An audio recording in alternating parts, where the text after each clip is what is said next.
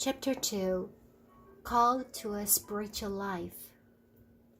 Agnes' happy family life was shattered when her father died. She was just 8 years old. Nikola had gone to Belgrade, Yugoslavia, to attend a political meeting regarding Albania's future. Belgrade was more than 250 miles away. When Nikola returned to Skopje after several days away, he was very sick. He died the next day. The family never found out what caused Nikola's sudden death. He was only 45 years old and in good health before leaving for Belgrade. Drana suspected he was poisoned by political enemies, although that was never proved. The whole town mourned Nikola's death. He was a good and popular man. Drana became very sad. She was too upset to work. The law didn't give Drana any part of her husband's business and properties. Nikola's partners refused to share the land or the business. She was left with only the house in which the family lived. As the eldest child, Age helped take care of the family as best as she could. But without any income, the family struggled. So in her young life, Agnes experienced both having plenty and having little. Eventually, Drana recovered from her grief and started an embroidery business. That was not easy in a society in which men ran most businesses. However, soon Drana was able to provide. However, soon Drana was able to provide for her family and still help others too. Agnes sometimes came home from school to find hungry strangers, sharing their meals once again.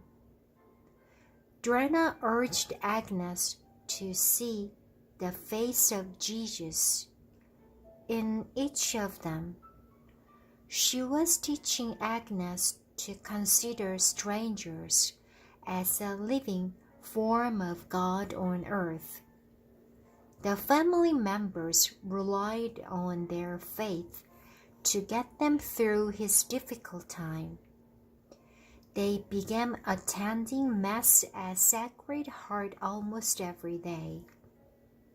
Age and Agnes attended festivals and picnics with friends from church.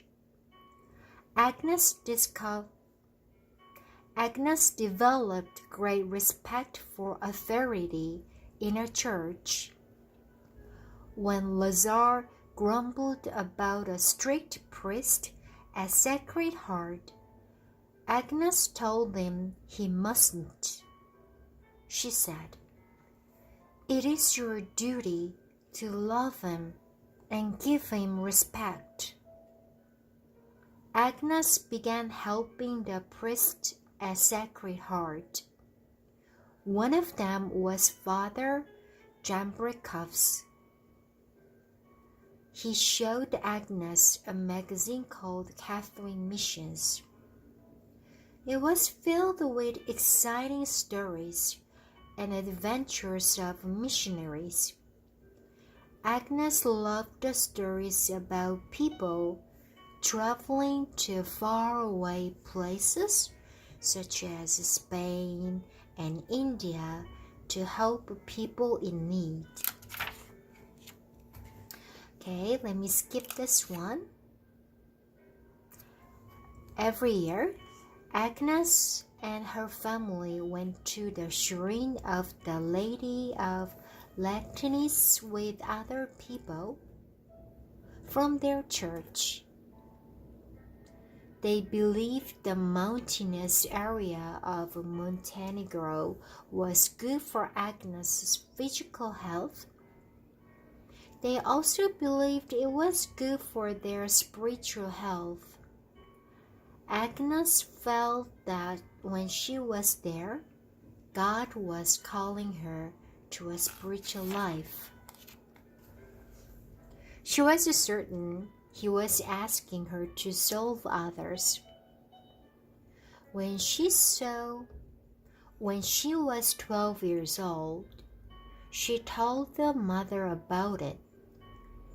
Drana thought Agnes was too young to make such a life-changing decision. Agnes was always very persistent.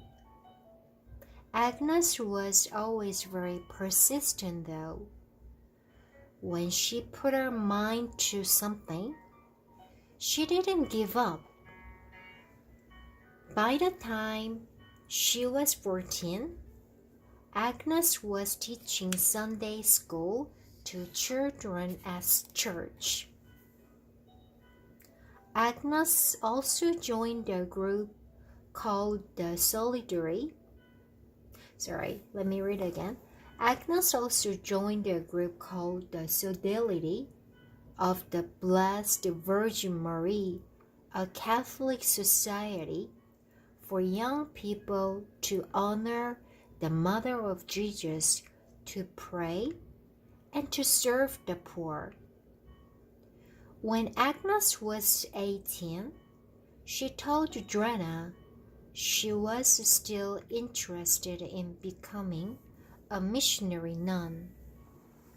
By then, I realized my vocation was towards the poor, she said. But she didn't feel it was her decision. It was the will of God, she said. He made the choice.